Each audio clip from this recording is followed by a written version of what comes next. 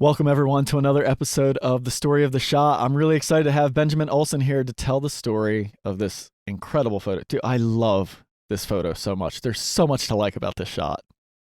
Thank you, sir. I appreciate that. Yeah, and I really want to hear about it, and then I have a bunch of questions either along the way or at the end. So whenever you're ready, Benjamin, let's hear it. Like, how did this come about? Oh, geez. So back in 2014, a friend notified me of a few albino deer in north central Minnesota. Okay. From my understanding, not many people were aware of them or had photographed them. So we made a short trip to go up there and document them. Um, I had a family crisis, so I had to leave after the first 24 hours, and I didn't get the shots I had wanted, nor had Yeah. I gotten an encounter. Um, but my buddy did. So Okay. it's kind of been haunting me for the last decade or so. Um, and by happenstance, I started working for this photographer's father over the past year, and Oh, it brought me right back to this location where this deer was. no kidding. So right now I'm working as a mental health coach for the Mille Lacs Band of Ojibwe. All right. And this population of albino deer is only about 20 minutes away at a state park. Nice. That Yeah. works. So I'm up there 2 days a week. So I've been spending the last year going out and working with these deer. Um, Wow. When you say from population, what kind of numbers are we looking at there, roughly? Do so you they're know? kind of scattered. They're Okay. not exclusive to just the park. Okay. So the park has at least three, Okay. um, two does, and I think I saw what was around a 6 to 8 point buck out Wow. on some property bordering the park, but I can't confirm that. Gotcha. But with some of the clientele I work with as a mental health coach, they've told me of other regions or other, areas within the region that have those deer. Cool. They're seen outside of the park. I think there's probably known deer, at least 10 in the region right Wow. now. So that's wild. Um, I don't know much about this. Is this something that is passed down to from generation to generation? That's how that works? So albinism's usually a result of inbreeding. So it's a Okay. recessive trait. So what's happening at the park here and really in the region is the metro of Minneapolis and St. Paul are only about 2 hours away from this area. Mm. Um, Up to an hour out from the Mille Lacs area, there's also suburbs. So Okay. it's kind of the land's very fragmented. Yeah. So you're getting a lot of little pockets that are Gotcha. isolating wildlife and resulting in inbreeding. Okay. Um, I've heard that the DNR in Minnesota manages these albino deer Hmm. outside of the park.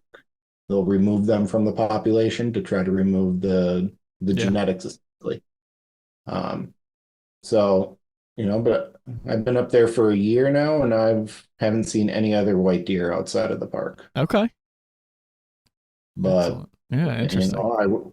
I went through there last April. I decided to camp the night before work Yeah. and got up, and within 5 minutes, it was a foggy morning, Oh, nice. and I got the other shot that you actually have in there, this one, Okay. which kind of gives that light gray background there. It's the Yeah. fog. This was my first encounter with her. What was that like seeing that for the first time? I've ran into other deer with like leucism, Yep. other pigment abnormalities, but it was just so surreal, Yeah. especially with the fog. It Yeah. just popped out. I mean, the mood had to be incredible with a foggy morning like that. That's the best. And they were really curious. And this state park gets a fair amount of traffic from boaters, Hmm. anglers, things like that. So I was able to get a little closer than I would with other animals that aren't habituated. Sure. So that's kind of been the saving grace with this is she's not fed, but she is highly habituated. So, Tolerant. if you sit Yeah. down, she'll come within 15 feet of you to come Yep. investigate. And that next shot, was actually Wow. one of those instances where I was able to shoot her with an 85 1-2. Oh, it's so So cool, man. yeah, it's been a wild ride. And, the more time I spend with her, the more comfortable she gets with me, Sure. the more the other herd or the more the rest of the herd gets comfortable with me as well. They are skittish. Hmm. So, my approach is very slow, Yeah. very indirect, a lot of sitting, a lot of crawling. Hmm. Um, but overall, she's been fairly cooperative. That's I so haven't been, cool. yeah, for me, I like chasing unique things when the opportunity arises, and I like No to doubt. invest myself into documenting them thoroughly, Yeah. different seasons, showing off the ecosystem. So that's kind of my goal this year with this is to show how this park is geographically isolated through, agriculture and Hmm. development, Okay. kind of tell the story of this population here because it's not just the deer that are there that are exhibiting, recessive pigment traits. Sure. There's a lot of squirrels in there that have melanism, so they're completely black. Oh, wow. So this isolation isn't impacting just the deer, but also the other wildlife there too. Yeah. So Interesting. Interesting. yeah. So, Benjamin, with a project like that, and some of these photos, obviously it seems like like this is really cool. You shot this with an 85 millimeter, so you're choosing some different lenses. What else are you doing to try and capture something unique? So you're not going out each time and just getting like the same photo over and over again. Like, what are you thinking about in the approach on that? So I've been working with whitetail deer for about a decade now. In the Twin Cities, there's also another habituated herd that also isn't fed, at least not anymore. Um, and it's allowed me to get really creative in my compositional approach. Yeah. And the deer also allow me to get a lot closer than their truly wild counterparts. Sure. So it's allowing me to experiment with really tight portraiture, more abstractions, more of that dreamy wanderlust that you see in human portraiture. Yeah. That's something that I don't see a lot in wildlife photography and is something that I really want to start incorporating more. So, that third image there is kind of the vibe I want to go with my work moving forward. Yeah. I want to shoot primarily 85 to 300. Nice. So yeah, switching it up, after my little sabbatical, I Okay. changed my approach. There you go. So with this photo, let's go back to that. So you're obviously at this point you've come in kind of close to it. How do you decide to make this? Was this a conscious decision to place this tree in front of it and shoot through that opening? Is it something you just saw and happen? You're like, oh, this is real. Like, how did that unfold in the moment of taking this photo? Yeah, so this was at sunrise. It was still dawn, the sun hadn't actually broken the horizon. And I saw her bedded down in the woods. So I park my car and I get out and I indirectly approach. So I keep myself probably about 20 to 30 yards away. Yep. And I sit down and I'm kind of surrounded by these maple trees here. And Mm-hmm. I'm looking through an opening between two trunks. So what happens is she gets curious. She gets up and she slowly approaches. And I reposition myself so that I could frame her between a gap in two trees. Nice. I knew the shot that I wanted to capture. So I changed my position and perspective in order to get that. And I knew I wanted to do black and white. Yeah. And those trees, really allow me to drop those shadows down in editing and Sure. make that really contrasty shot. That's so cool. So this is a shot you had in your mind before even going out some of these outings. Yeah. Yes. Yeah. How did you come up with that ahead of time? Is it something you've shot similar before? Is it something you've seen before? Is it just being out there and kind of realizing like how do you think of that in your head, I would say it's a combination of all three. Okay. What really inspired me is there's a really famous wolf image by Jim Brandenburg Hmm. that is shot in a very similar way. And, being from Minnesota, I started off idolizing Jim Brandenburg. He was a huge Gotcha. inspiration to me. So that image has always stuck in my mind, and it's kind Nice. of been a forethought when I'm out in the field of just finding unique ways to use out of focus elements to compose wildlife. Yeah. Yeah. Yeah. No, that totally makes sense, man. And it's just, it works so well. It really did. It's so neat to see an unconventional image like this, that works so well, because it is. I just, I think wildlife photographers in general now, using foreground has become a commonplace tool, I would say, but not in a way that completely tends to obscure or obstruct a big portion of your subject. It's usually like a little bit of foreground for framing and depth and stuff like that. At least for myself, that's usually how I use it. So to see it used purposefully to consciously hide some part of that subject, but work in such a visually beautiful way is really cool. It really is an inspiring image, man. Well, thank you. I really, really, truly appreciate that.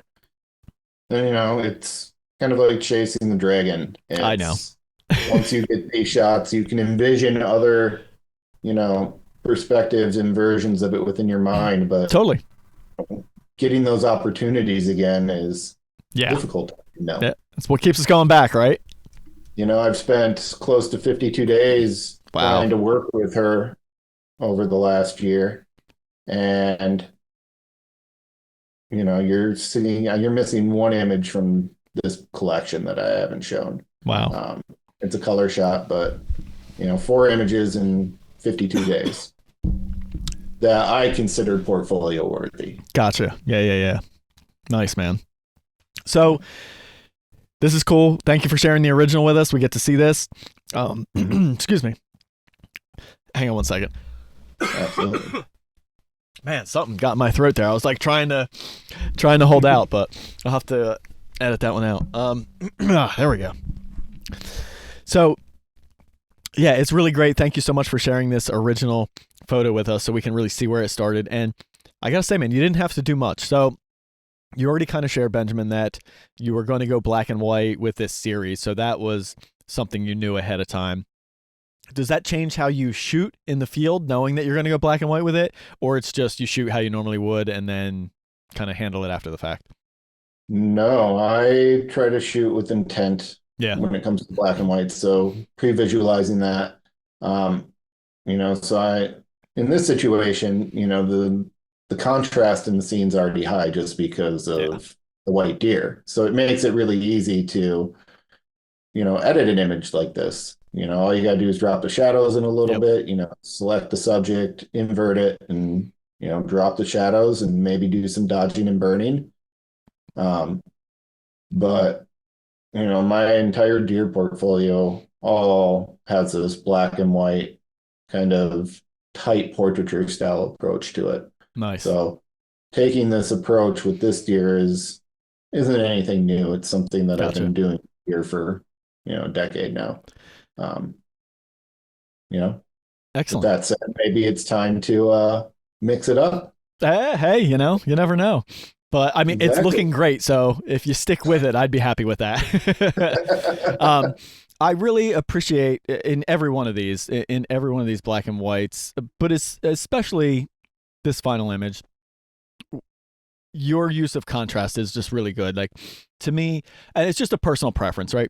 There's nothing wrong with like a flat kind of airy feel to a black and white, but personal preference, I love that punchy black and white. I really love when the blacks are close to black and the whites are close to there, but there's detail in there.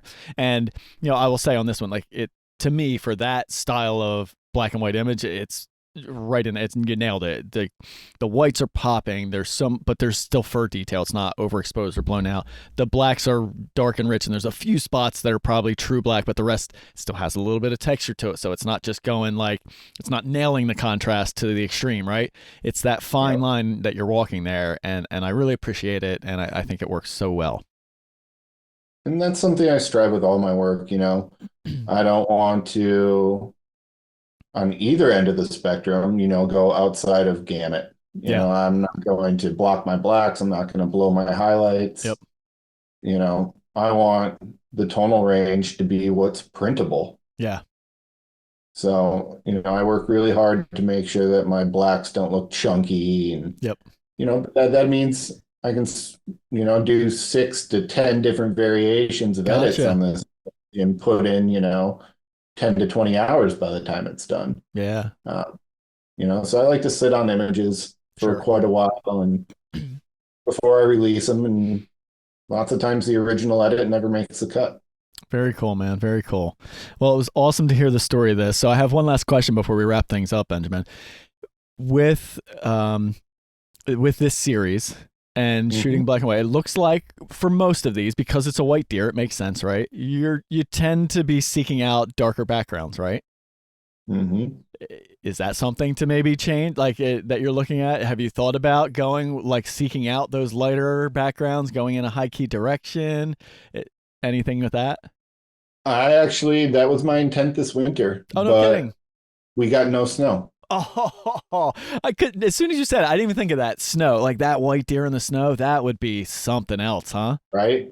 Yeah, I Damn. would love to do, in contrast to the really bold, dark, contrasty ones. Yeah. I also wanted to show, the high key environment in the winter Yeah. months where it's stark and kind of bleak looking. That would complete the story. But Agreed. yeah, we got virtually no snow this winter. Wow. Wow. Yeah. Well, hopefully that We got changes for upcoming season for you. yeah, last year we got around like 10 to 11 feet. Yeah. This Jeez. year we maybe got around like a foot and a half and it all melted within a day or two. Wow. Yeah. What a It was difference. yeah. Yeah. Good for climate change. Yeah, no kidding, really. But that sounds great. I mean, that sounds like something to look forward to for sure, as far as that shooting condition. And how cool, right? That's the time. Probably going to be harder to find her. That's when her sort of difference becomes an advantage, right? It's now amazing camo in the snow. Exactly. Yeah. And what's cool about this park too is during, ooh, I would say late fall to early spring, the park is not accessible by road. They Oh, gate it off, so a lot of times you're going in on foot, having to look for her outside of the summer months, gotcha. which makes up for her being habituated and Yep. being at a fairly accessible park. Makes it more of an adventure. There you go, man. Always part of the process, isn't it? Looking for that adventure. Yes, sir. All right, man. Well, thank you so much for sharing this. Again, congrats on this image and the entire series. I can't wait to see what you continue to come up with this, and I'm sure you're going to have fun being out there trying. Absolutely. And thank you for having me on here, man. I Sure thing. appreciate it. Yeah, definitely.